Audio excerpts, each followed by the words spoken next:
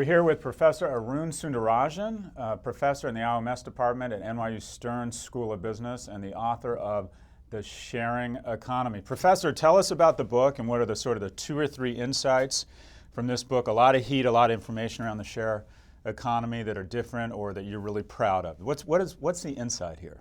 Well, I wrote the book because I think that the label sharing economy is misleading in terms of the scope of the change that we're witnessing. I see us as sort of at the early stages of a fundamental transformation in how we organize the world's economic activity. We're getting rid of the 20th century corporate model where companies accumulated resources and produced goods and services. And we're taking that to a 21st century model in which you still have platforms that are large companies, but they're drawing on resources from a distributed crowd of people. So underutilized, it seems like one of the key things is underutilized assets, things that other people own so you don't have the CapEx cost, create a platform, and then utilize those underutilized assets. Is that a... That's certainly one part of it. That's where the sharing economy started. Yep. Let's tap into assets that are fallow. Let's tap into the car seats. Let's tap into people's spare bedrooms, put them on Airbnb. But it's more than that. I think that there's an invention of a new way of organizing things. So the transformation that we're going through is far deeper than simply tapping into spare assets. We're drawing out efficiencies, but we're also changing the relationship that customers have with what they acquire. We're shifting from people owning things like cars to people thinking of automobile as a service on demand.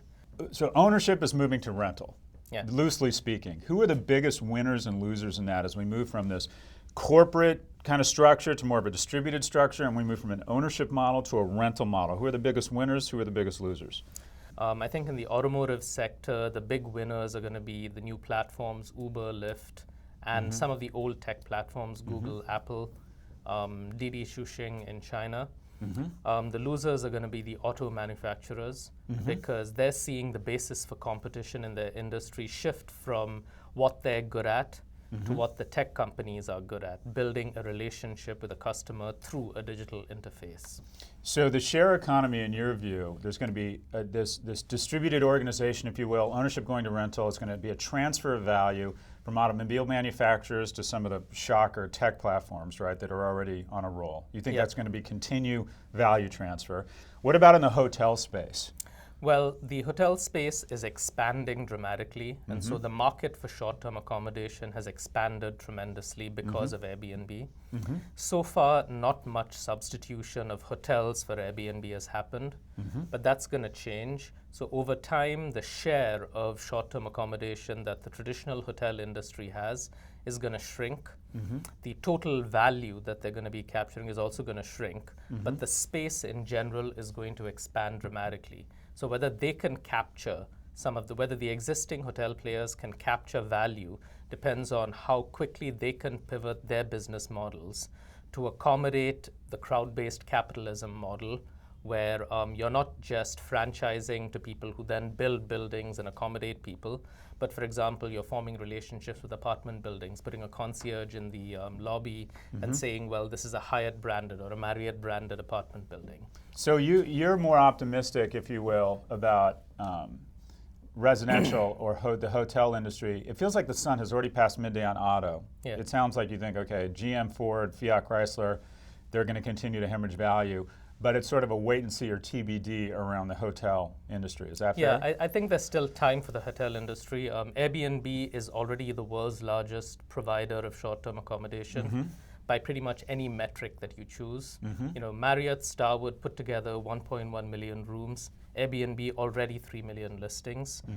By early next year, over 1 million instant book rooms. So by any metric, Airbnb is going to be way bigger than any other player in the hotel industry. The industries that I'm watching now are energy and healthcare. Say more energy. How do you share energy? Well, at this point, it's hard to create a crowd-based capitalism or sharing economy model for energy. But in a few years, battery technology will be good enough for us to store the solar power that we generate. And at that point, people who have solar panels on their roofs can start to become energy distributors to Right. other people in their neighborhoods. Got it. Healthcare. How do you share in healthcare? Well, at the low end of healthcare, assisted living, I cut my finger cooking and I need someone to come and stitch it up. Things that are non-emergency, things that are not open heart surgery. There's a lot of inefficiency in the system now. I see platforms emerging that will allow us to connect with registered providers, with licensed providers who can provide assisted living, who can provide sort of low-end healthcare services. Or even a room in their house. Come here and I'll take care of you. You're sick but not deathly ill. Yep. Come stay at my house and I'll be your caregiver, something like that. And in parallel, what's going to happen is that we're going to realize that the way that we organize healthcare through hospitals is fundamentally inefficient. We don't need all of the capabilities located under one roof. You can sort of start to get scale economies from some of the equipment that is underutilized. And so healthcare has always been historically slow to react to changes in digital. And I think one of the barriers to expanding the sharing economy into healthcare is trust. You know, in the mid-90s, we started with eBay. Right. And there was enough trust in the system through the online feedback to get you to ship a package to someone. Because of ratings. And Yeah. you talk about the importance of identity. Knowing who's a verified identity person on the other end creates better behavior, which creates trust. Is that accurate? Yep. Well, and even if you don't know the identity of the person, you might trust them enough to receive a package from them in the mail, but you're not going to trust them enough to let them sleep in your spare bedroom or to get into your car. Or you're not going to trust someone enough to get into their car and say, drive me to another city. So we've got the identity, we've got the digitized social capital that has come online through Facebook and LinkedIn. We've got the online feedback systems as well. We've got all these other digital cues, and they've gotten us to the point where space sharing and car sharing is now viable at commercial scale. In BlaBlaCar, which is the city-to-city ride-sharing platform in France, is now carrying 5 times as many people as the Eurostar train network in France every day. You add up all the people who travel on the network every day, and it's way more than the number of people who travel on Amtrak. With no capex from the government and no taxation. Nothing, like billions of dollars of invisible infrastructure created.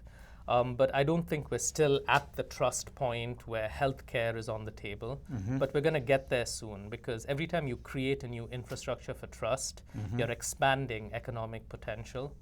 And so as we raise the trust bar, and as we sort of make the digital trust infrastructure more sophisticated, you're going to see more and more industries where right now we go to corporations because that's the only trusted, reliable Because we way. can sue them, or they have a public market stock company, or anything with Inc. or INC, or has a logo, or runs an ad we think we can trust. Yep, and we're used to it, and we know that they're going to do good by us because they want to maintain their brand. But you can sort of throw that out and replace that with a digital trust infrastructure and make that peer-to-peer as trust online becomes more A sophisticated. platform, just as NYU provides accreditation, these platforms will provide some sort of accreditation or screening, right? Yep, I mean, they're sort of becoming like micro-franchising operations where you've got millions of little Airbnb franchisees who are relying on the brand of Airbnb to get their business, who are conforming to some loose guidelines, but who are also independently building their own brand, running their own tiny businesses through the platform. Uber drivers, not so much a franchising play that resembles a traditional organization more, but there are lots of different varieties of this new entity. It sort of is somewhere between the organization and the market, sort of this new hybrid, and I think that's going to be the template for the corporation of the So 21st. talk to me a little bit about the changing dynamic or compact between organization and its employees/contractors. How is that shifting due to the share economy? Well, it's shifting in a good way fundamentally, but there's a lot of work to be done. What do I mean by that? The relationship between the individual and the institution has historically been, I give you my talent and my labor, and you give me a wage. Now that's shifting to a relationship where the individual says, I'm going to run my small business through you, and you give me brand and you aggregate demand for me, and you sort of wrap a commercial sort of wrapping around my small business. Now, this is fundamentally empowering for the individual, right? Because it shifts their role from provider of labor to owner of capital, right? I mean, they're running a small business rather than simply being a salaried employee. The trouble is that we've constructed a really good social contract around the full-time employment model. I mean, if you think about Upton Sinclair's The Jungle 100 years ago, full-time employment was not a great model to begin with. We've done a ton of work. Now we're inventing this new freelance micro-entrepreneurial relationship, and we haven't yet done the work to wrap the social contract around it. And so people look at freelance and they look at full-time employment and they say, well, full-time employment looks better. They miss the point that the shift to freelance, the shift to micro-entrepreneurship is fundamentally empowering for the individual. And now it's up to us to do the work to make sure that the individual has the same kind of social contract that they had as a full-time employee. So just to push back on that, one, until we can share health insurance, it feels like companies are just using, quote unquote, the share economy to arbitrage people from full-time employees where they get equity and they get workers' rights and they get benefits to, quote unquote, contractors. I think Uber has about 1.5 million of them now that don't share in the goodies. I mean, they get some flexibility, they get on-demand labor, but it feels like there's a negative arbitrage of some of the benefits or job security. And over time, this may not be a good thing unless they organize, as you said, and try and demand more. Yeah, I don't think that this relationship between Uber and its providers is going to persist. I mean, first off, it's not a new idea that I'm going to sort of arbitrage by converting people who have a particular kind of relationship with me into independent contractors. It's something that companies have been doing. We've got lawsuits against FedEx, against Microsoft. You know, it's interns, contractors, part-timers, everything. Yeah. So it's a familiar problem. I think Uber is actually far more justified than any of these other companies in sticking with the independent contractor model. Because its drivers really are independent. They are not set hours. They are not sort of required to work a certain minimum amount. They are not managed in any sort of meaningful way. You talk to Uber drivers and they love it. I mean, for all the negative articles and people like me talking about the death of the middle class, every time I'm in an Uber, I say, do you like it? And they love it. Yeah. There's been some articles that say some Uber drivers, though, when you take into account maintenance, gas, that it's almost like a payday loan, that they're making $7.75 an hour and that they're just borrowing against future payments, that it's not good economically. Have you done any studies on what the actual compensation is for these drivers? Because it seems like there's a war breaking out and the drivers are the beneficiaries. You know, Uber got into this market earlier than other people, and Uber's real capabilities over the last 4 years have been to grow rapidly, raise a lot of capital, replicate across cities. They're very much sort of a 20th century organization in that sense. They've grown very rapidly, and as a consequence, they're the only game in town in a lot of cities. But they're facing some real competition now, for example, from Juno in New York, which says, I'll cap commissions, I'll give you drivers equity in the company. Juno now has 14,000 drivers to Uber's 40,000 in just 3 months. I heard about one in Austin where it's a non-profit. Yeah. Which one's this? Have you heard of this? I've heard of a couple of cooperatives after yeah. Uber and Lyft left. Yeah. But you know, the point I'm getting to here is that Uber got in early and defined a particular contract with the drivers that has a high commission rate. That's going to get squeezed as competition comes in and platforms realize that without the drivers, they don't have a service. The barriers to entry are low. Drivers can drive for multiple platforms. So you don't have those Facebook, Google type network effects that are going to make one platform dominate. So I think the market will take care of this sort of value split between the providers and the platform to some extent in a way that will cause us to shift away from the status quo where Uber drivers aren't making enough money in certain cities and towards a model that is more equitable for the drivers. So last question, Uber's $61 billion valuation right now in the private markets, overvalued, undervalued? Oh, that's a tough one. Based on the competitive dynamics, I mean, is this company worth as much as Boeing? It seems like I would have said 6 months ago that Uber was worth it because it felt like they were just running away with it. Yeah. Now all of a sudden it seems like they've got deep-pocketed competitors. Okay, so I'm gonna dodge that question by answering it in the following way. Okay. I think Uber could be $1 trillion company if it plays its cards right. Yep. The big challenge they have is changing behavior, getting people to stop spending on cars and starting to spend on Uber, while maintaining margins and keeping away competition. This is going to be a tough path. If they can accomplish it, they're definitely worth the $61 billion, but they've got to make sure that they don't chase profits too soon. if they go after short-term profits now rather than acquiring market share. I don't see any evidence they're chasing profits, do you?